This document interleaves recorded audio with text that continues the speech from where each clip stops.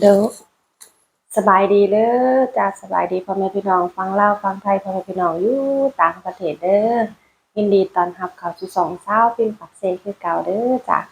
จ้าคลิปนี้สาวพิมพ์ปักเสกก็สิออกมาขอบใจขอบคุณขอบคุญกับญาอยู่ทางเมืองนอกเด้ออยู่ทาง USA เนาะหรือว่าอยู่ทางอเมริกาเด้อจ้าสาวพิมพ์ก็ขอบใจขอบคุณเพิ่นหลายๆเนาะที่เมตตาลูกสาวคนนี้มาตลอดเนาะ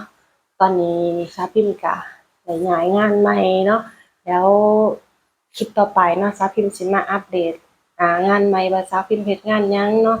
ตอนนี้ซาพิมกำลังสิลงเฮ็ดงานเป็นมื้อแรกเนาะก่อนอื่นก็ออกมาขอบใจขอบคุณพ่อบุญที่ส่งเงินมาให้สาวพิมเป็นจำนวน100 เหรียญเนาะจ้ะได้ว่า100เนาะจ้ะ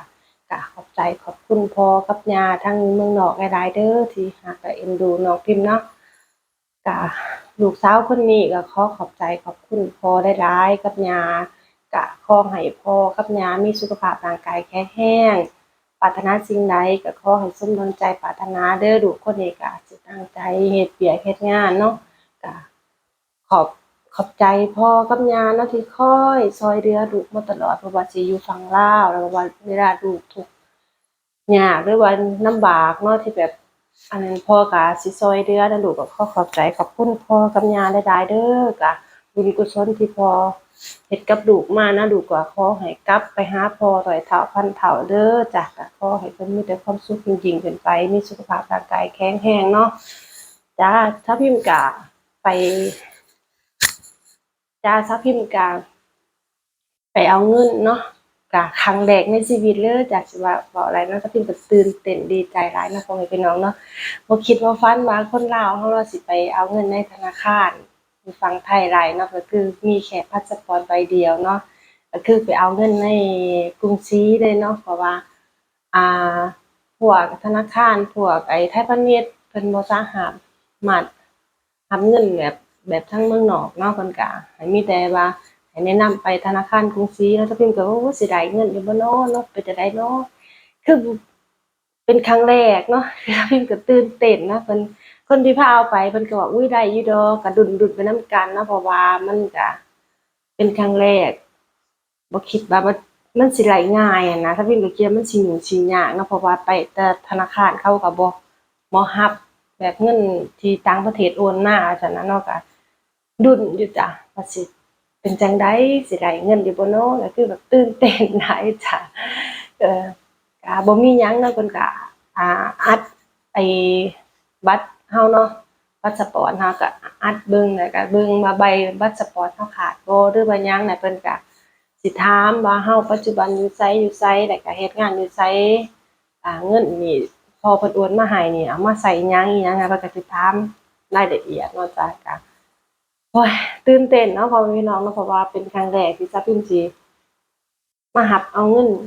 แบบอยู่เมืองนอกที่พ่อเพิ่นฝากมาแล้วบ่เคยเนาะบ่เคยสิรับแล้วก็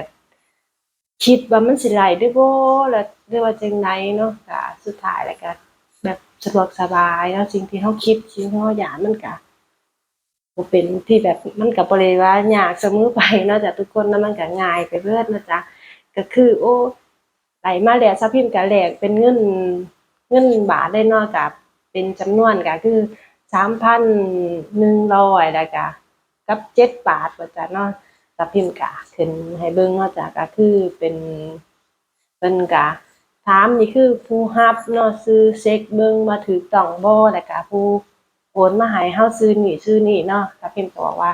ถูกต้องเนาะเป็นชื่อพ่อบุญเป็นภาษาอังกฤษเนาะก็พิมพ์ก็จำได้ว่าแต่ว่าอ่านก็บ่เป็นดอกแต่ว่าจะใช้ความจำเอาว่าชื่อพ่อเป็นตัวนี้ขึ้นเนาะจ้ะแล้วก็ เพิ่นให้เช็กเบิ่งว่าถูกบ่เราก็เซ็นเอาเนาะจ้ะทุกคนเนาะเซ็นรับเอาเงินเนาะก็โอ้ยเว้ามาก็ยังแบบตื่นเต้นเนาะจ้ะทุกคนเนาะคือแบบเราไปธนาคารน่ะแบบคือแบบเราไปกึบกำกึบเก้อไปแบบอันเนี้ยเพิ่นก็สิแบบอันนี้แค่นั้นแต่ถ้าพิมพ์ก็แบบเคยเอาตอนอยู่ฝั่งลาวเนาะก็เคยไปเอาอยู่จ้ะเคยไปเอาพาสปอร์ตให้น่ะไปเอาเนาะแต่ก็บ่คิดว่ามันมาไทยแล้วเราสิเอาแค่พาสปอร์ตใบเดียวเอาก็ได้เนาะมันก็บ่ได้ว่ายุ่งยากหยังมันก็ง่ายเนาะจ้ะทุกคนเนาะตอนแรกถ้าพิมพ์ก็คิดว่าสิได้อยู่บ่เนาะเพราะว่าเ าบ่เคยเอาเนาะเฮาก็บ่เคยว่าซั่นซะก็เลยคิดย้านไปเบิดแล้วตอนนี้เนาะสาวพิมพ์ก็ได้ย้ายงานอะเนาะจ้ะทุกคนเนาะงานที่สาวพิมพ์อยู่สาวพิมพ์ก็ได้ย้ายออกแล้วเนาะแล้วคลิปต่อๆไปเนาะสาวพิมพ์ก็สิมาเฮ็ดคลิปว่าสาวพิมพ์มาเฮ็ดงานเกี่ยวกับหยังย้ายไปอยู่ไสอยู่จั่งใดเนาะเป็นจั่งใดตัดสินใจหยังคือย้ายงานสาวพิมพ์ก็บ่ได้ลงคลิปโดนเนาะจ้ะทุกคนเนาะก็คือมรสุมชีวิตสาวพิมพ์เนาะมันแบบหลายแนวหลายอย่างเนาะอธิบายให้ทุกคนเข้าใจก็ตอนนี้เลยมันก็สิยากเนาะสาวพิมพ์ก็สิมาเล่าตอนเป็นตอนให้พ่อแม่พี่น้องทุกคนได้ฟังเนาะว่าสาวพิมพ์มาไทยรอบนี้เนาะ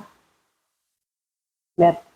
สู้ชีวิตคักเนาะจ้ะทุกคนเนาะสู้ชีวิตคักอีหลีเนาะแต่คือแบบลำบากแบบการเงินเฮามันบ่สะดวกสบายนะเพราะว่าเฮามาแล้วเฮาถูกหักค่าวัดแรงงานเนาะ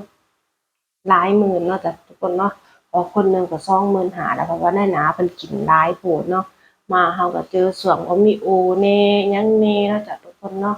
แล้วคลิปต่อไปสาวพิมพ์สิมาเล่าให้พ่อแม่พี่น้องฟังเด้อก็สำหรับคลิปนี้เนาะสาวพิมพ์ก็มาเฮ็ดคลิปซ้ำนี้ออกมาเฮ็ดคลิปขอบใจขอบคุณพ่อบุญกับย่าอยู่ทางเมืองนอกเด้อลูกก็ได้รับเงินเป็นที่เรียบร้อยแล้วนำมื้อวานนี้เนาะลูกก็ได้ไปรับเงินมาแล้วเนาะก็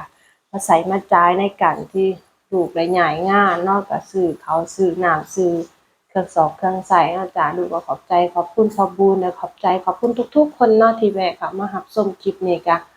ขอให้ทุกคนจงมีแต่ความสุขกายสบายใจปราศจากโรคภัยไข้เจ็บเด้อจ้ะก็พอกันคลิปต่อไปสำหรับคลิปนี้ขอลาไปก่อนขอสบายดีเด้อจ้ะ